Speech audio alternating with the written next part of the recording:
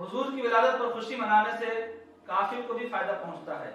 جب ابو لہب مر گیا تو اس کے بعد اہل یعنی حضرت عباس رضی اللہ تعالی عنہ نے اسے خواب میں بہت ہی بری حالت میں دیکھا اور اسے پوچھا تجھ پر کیا گزری؟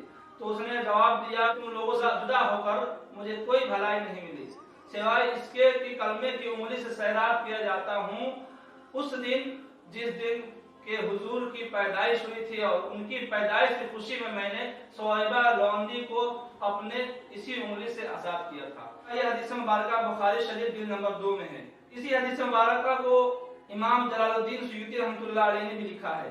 یہ حدیث خصائص کبریٰ میں بھی ہے۔ علامہ ابن حجر اسقلانی شارح بخاری رحمۃ اللہ علیہ نے فتح الباری جلد نمبر 9 صفحہ نمبر 119 پر مختلف اقوال نقل کر کے اپنے قول سے اس کی تائید فرمائی۔ علامہ بدر الدین عینی عمدۃ القاری شرح صحیح بخاری میں اس حدیث کو نقل فرمایا۔ اب ذرا غور کیجیے، ابو لہب جیسا سخت کافر، ایسا سخت کافر جس کے وعید میں اللہ تبارک و تعالی نے سورۃ تبت یدا نازل فرما دی، تبت یدا ابی لہب، ابو لہب کے دونوں ہاتھ تباہ ہو جائے، ایسا سخت کافر تھا۔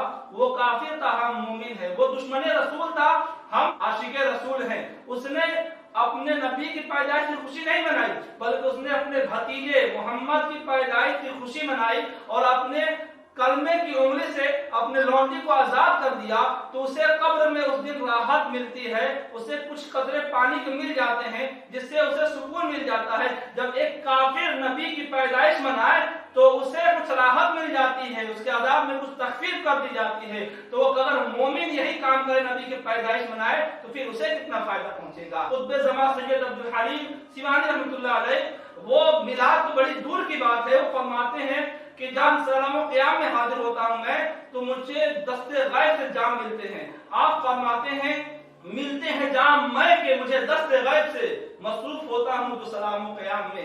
آقا کریم صلی اللہ علیہ وسلم کی میلاد منانا یہ ہمیشہ سے چلا آ رہا ہے اور تا قیامت آقا کی میلاد مناتے رہیں گے۔ اعلیٰ حضرت فرماتے ہیں حشر تک ڈالیں گے پیدائش مولا کی دھوم، مثل فارس نجد کے قلعے گراتے جائیں گے۔ اور آگے فرماتے ہیں خاک ہو جائیں ادو جل کر مگر ہم تو رضا، خاک ہو جائیں ادو جل کر مگر ہم تو رضا، دم میں جب تک دم ہے ذکر ان کا سناتے جائیں گے۔ اور سنیں آقا کی میلاد منانا خود منانا یہ قرآن سے ثابت ہے۔ اللہ تبارک و تعالیٰ قرآن مجید میں ارشاد فرماتا ہے قل بفضل اللہ وبرحمتہ فبذلک فلیفرحوا هو خیر مما یجمعون، تم فرماؤ اللہ کے فضل اور اس کی رحمت اور اسی پر چاہیے کہ خوشی کرے اور ان کے سب دھن دولت سے بہتر ہے۔ تفسیر میں کہا ہے کہ آیت کو اس کے عموم پر ہی رکھا جائے اور من جملہ عموم سے لفظ برحمتہ ہی ہے جس پر ارشاد خدا بندی ہے وما ارسلناک الا رحمۃ للعالمین، اے محبوب ہم نے آپ کو تمام جہان والوں کے لیے رحمت بنا کر بھیجا ہے۔ اس آیت کریمہ میں رحمت سے مراد نبی کریم صلی اللہ علیہ وسلم کی ذات مبارکہ ہے اور تفسیر کی یہ قسم سب سے اقویٰ ہے، یعنی قرآن کی تفسیر قرآن سے کی جائے اور حدیث قسم اول سب سے اعلیٰ و اقویٰ ہے۔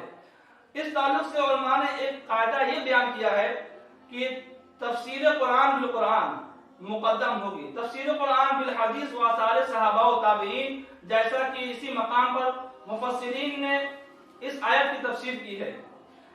علامہ جلال الدین سیوطی رحمۃ اللہ علیہ اپنی کتاب الدر المنثور میں حضرت عبداللہ ابن عباس رضی اللہ تعالی عنہ سے اسی آیت کی تفسیر کے متعلق لکھا ہے کہ رئیس المفسرین حضرت ابن عباس رضی اللہ تعالی عنہ فرماتے ہیں قل بفضل اللہ وبرحمتہ فلذلک فلیفرحوا، آپ فرماتے ہیں آیت میں فضل سے مراد علم ہے اور برحمتہ سے مراد نبی کریم صلی اللہ علیہ وسلم کی ذات مقدسہ ہے۔ دوسری تفسیر علامہ آلوسی رحمۃ اللہ علیہ روح المعانی میں لکھا کہ یہ آیت تاکید و تقریر یعنی توضیح کے لیے ہے، کیونکہ وما ارسلناک الا رحمۃ للعالمین آیت میں رحمت سے سرکار کی ذات مقدسہ مراد ہونا واضح ہے۔ علامہ ابن جوزی نے اپنی تفسیر میں قل بفضل اللہ برحمتہ اس آیت کریمہ میں لفظ رحمتہ کے معنی کے متعلق 8 اقوال یعنی 8 قول نقل کیے ہیں اور ان اقوال میں قول ثالث یعنی تیسرا قول یہ ہے کہ فضل اللہ سے مراد علم ہے اور رحمت سے مراد نبی کریم صلی اللہ علیہ وسلم کی ذات مبارکہ ہے۔ اسی کو ضحاک مفسر نے اپنی تفسیر میں روایت کیا ہے۔ تو آیت کریمہ اس بات پر دلالت کر رہی ہے کہ رسول کریم صلی اللہ علیہ وسلم کی یوم پیدائش پر خوشی منانا مسلمان کے لیے مطلوب شرعی ہے، باعث اجر و ثواب ہے۔ ہم اس کو اپنے لیے نجات کا ذریعہ سمجھتے ہیں، اور اعلیٰ کے زبان میں ہم اپنے انداز میں اس طرح سے خوشی مناتے ہیں کہ حشر تک ڈالیں گے پیدائش مولا کی دھوم، حشر تک ڈالیں گے پیدائش مولا کی دھوم، مثل فارس نزد کے قلعے گراتے جائیں گے۔ اور آگے کیا فرماتے ہیں، خاک ہو جائے ابو جل کر مگر ہم کو رضا، دم میں جب تک دم ہے ذکر ان کا سناتے جائیں گے۔ تو ہم آقا کی میلاد مناتے ہیں اور مناتے رہیں گے، جب تک دم میں دم ہے ان کا ذکر کرتے رہیں گے۔ جلنے والے جل کر خاک ہو جائیں، مٹی میں مل جائیں، ہمیں اس سے کوئی مطلب نہیں۔ اور سنیں آقا کریم صلی اللہ علیہ وسلم کی میلاد منانا یہ قرآن و حدیث سے ثابت ہے، اور ہم اسی لیے اسے کرتے ہیں۔ اور جو اس دن کہتے ہیں کہ آقا کی وفات ہوئی ہے تو کم سے کم وہ اپنا غم ہی منا لیں۔ اور بدایہ و نہایہ میں شیطان نے 4 مرتبہ رویا۔ پہلی مرتبہ کب رویا؟ جب اس پر لعنت کی گئی تب وہ بہت رویا تھا۔